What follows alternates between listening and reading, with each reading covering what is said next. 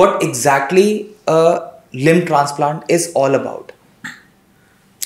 So a limb transplant is transferring the limb of one person to another. So for that you need to fix the bones to stabilize the limb.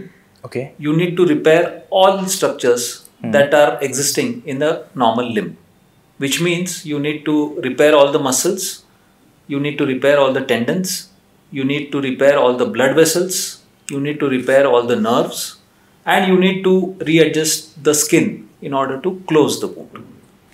So it is technically or broadly speaking, that is a limb transplant. When this happened, the 11,000 volt shock, Yes. It was a very life-changing incident for you. Yes, What was the definitely. perspective of your family and yourself? खुद से क्या लग रहा था कि अब चीजें बदलेंगी? Until unless you met sir. Yes. Sir को मिलने से पहले भी were you very confident कि मेरे को ट्रांसप्लांट मिल जाएगा, या आपको किसी ने बताया था कि इस तरीके की भी सर्जरीज होती हैं?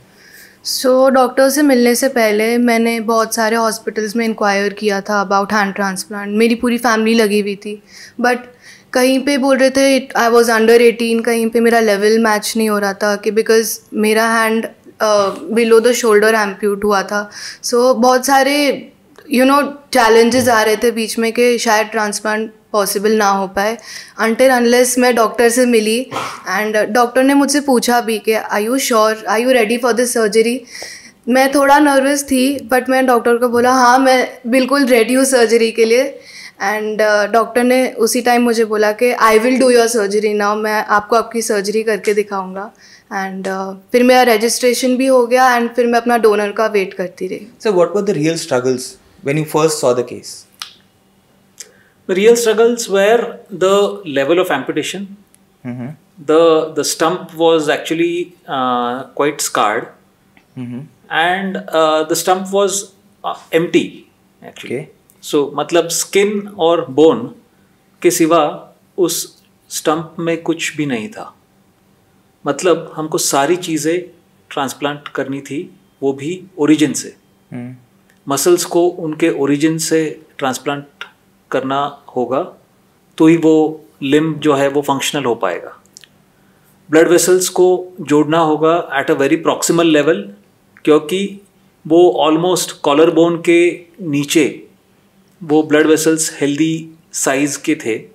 उसके बियॉन्ड वो सारे वेसल्स डैमेज थे.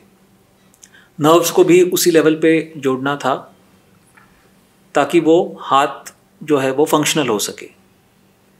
तो नर्व्स को हम जितना प्रॉक्सिमली अटैच करते हैं उतना रिकवरी का टाइम बढ़ जाता है. But in this situation there was no other choice कि we had to take up the challenge of reattaching all the structures at the suitable level so that they recover in a decent manner and so that the hand will become functional in the future. So what are the major risks involved in such a process? Major risks involved is what we do is a cross match test. Okay. Cross match मतलब जो donor और recipient है. So in the world every individual is different from each other. Ji.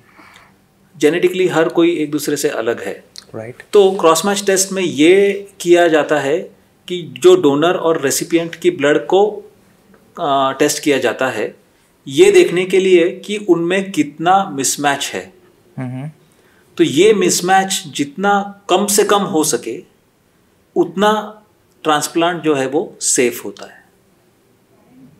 Right. तो we want to reduce the mismatch between the donor and the recipient so that the recipient's body will accept the transplanted hand and not reject it. Sir अगर match हो भी जाता है, क्या ऐसी situation भी होती है कि मैच होने के बाद सर्जरी परफॉर्म करने के बाद भी बॉडी आर्म को या लिम्ब को एक्सेप्ट ना करे?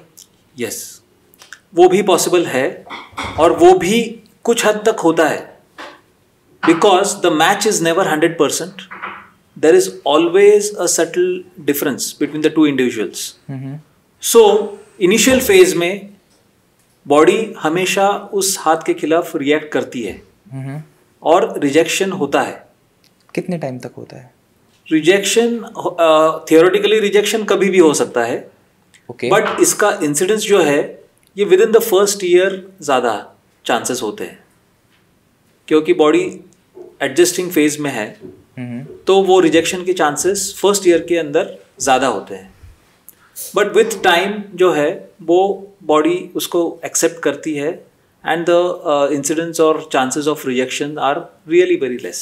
सर ऐसे केसेस के अंदर देखा जाता है कि पेशेंट और पेशेंट की फैमिली दोनों को बहुत ही ज़्यादा इमोशनली स्ट्रेंथ देना पड़ता है, उनको कंसोल भी करना पड़ता है, उनको समझाना भी पड़ता है.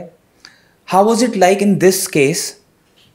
Was it like different from other cases, or you just had to, follow the same protocol and work with the same manner like other cases?